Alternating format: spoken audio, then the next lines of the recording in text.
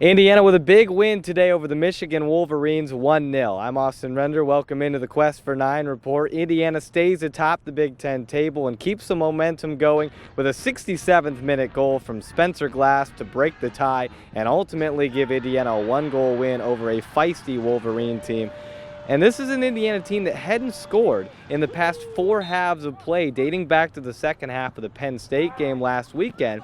And Todd Yeagley challenged the team at halftime. He said, guys, we got to create more opportunities, and that's exactly what Spencer Glass did in the second half of today's game. To me, the disappointment was just how we just weren't aggressive enough. And in our, we could have been around the edge more. I mean, we're one of the top teams in the country creating corners, and that tells you you're aggressive. I thought we were a little passive. So I just challenged them, like, not good enough. This is what a strength of ours. Why are we not getting back to that?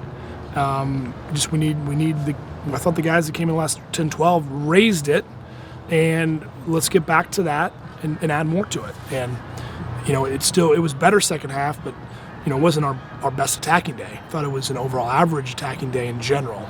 In today's player spotlight, we take a look at Spencer Glass, and yes, I know he was the goal scorer, easy decision today, but it was a big goal for Spencer Glass. And Todd Yeagley has talked about how he's kind of changed his game a little bit. He's grown up since Big Ten play began. He's created a few more opportunities for himself and his teammates, and he's become more of a vocal leader as one of the veterans on this team. And Jack Mayer even put him in the same company as Mac Herman Trophy Award winner Andrew Gutman.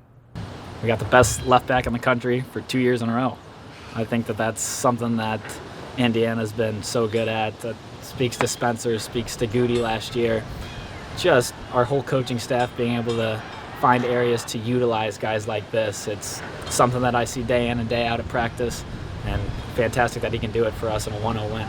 I think the start of the year, I think he was putting a little bit too much pressure on himself to get the points that Andrew was producing for us, and that's just an unfair example. We just said, Spence, like, you're defending, and we have some guys now wide that, also are a little bit more dynamic 1v1, don't have to get forward as much.